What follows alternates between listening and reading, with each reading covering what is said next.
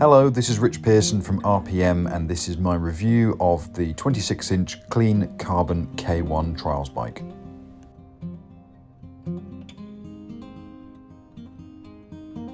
So I actually bought this bike second-hand about 18 months ago at the time that I'm recording this, and as you'll be able to see as I show some more close-ups of the bike here, I've given it an absolute thrashing. The bars, as you'll notice in this clip here, are the clean alloy ones because I did actually break the original Carbon War ones, but otherwise this bike has literally been dropped off of some quite large, almost cliffs. It's been smashed around, it's been not given an easy life at all on both the street and natural side of things, and also a pretty heavy show riding schedule in demonstrations and stuff.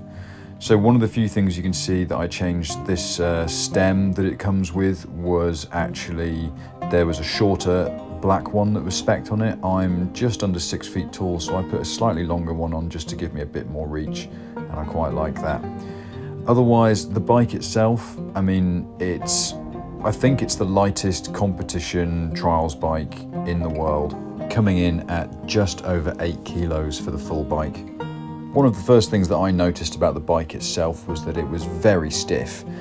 Having come from riding an aluminium Onza Limy, which had fairly standard horizontal dropouts and quick release dropouts on the front wheel really, just going to something which had solid bolt through axles was a real big change for me. But the actual carbon of the frame is really incredibly stiff. It doesn't really flex much at all, and the one thing that I will say is that that does lead to perhaps a little bit of difference in the ride, and it's not surprising, I guess, that some of the best riders in the world are still riding Krukas frames, which are aluminium, maybe because it gives you a little bit more give when you're pushing hard down on it. That said, you simply can't take away from the fact that these are incredible frames, and some of the other best riders in the world are still using them. The other thing that I obviously noticed straight away getting on this bike was just how light it was. It was a very different setup to my last bike, which had a front disc brake and a really heavy rear tyre, but regardless, this thing, when you get on it the first time, it just feels like a feather, and that doesn't give you a lot of confidence because you think to yourself, oh, maybe it's not going to be strong enough or anything.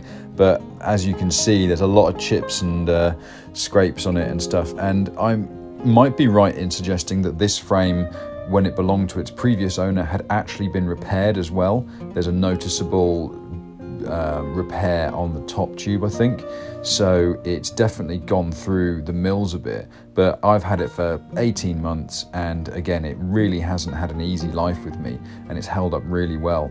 Aside from the frame and the forks, I'm particularly impressed by the rims.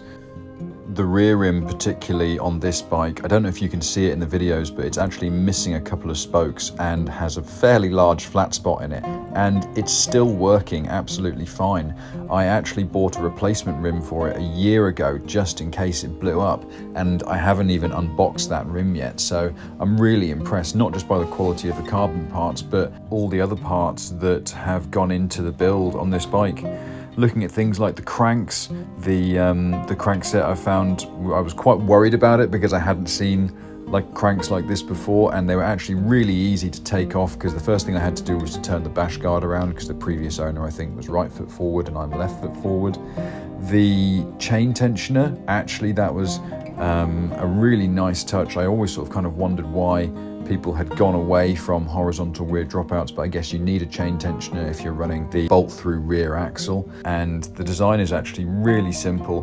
For someone like me who's particularly not very technologically minded, it's been a real breeze actually working with the bits and bobs on this bike when I have had to make changes and stuff, so I'm generally really impressed with that. My verdict on the bike as a whole is I'm really impressed with everything about it. It's an amazing bike, it's incredibly light, it's very stiff, which leads to a really responsive feel, and it improved my riding honestly no end really, even if it just makes it easier for me to do more stuff for longer because the bike is so light. If you're considering getting one of these, I'd certainly recommend having a go on someone else's first and trying it for a bit, because £3,000 is a lot of money to spend on something that you might not like.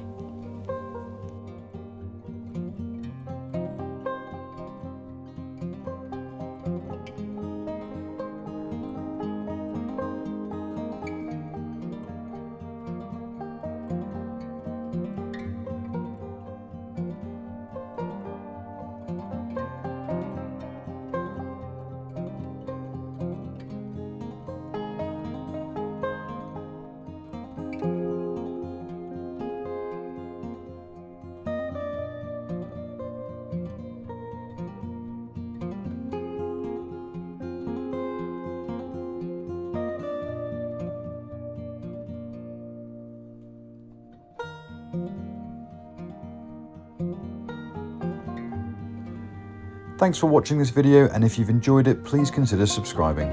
Take care, and I'll see you all soon.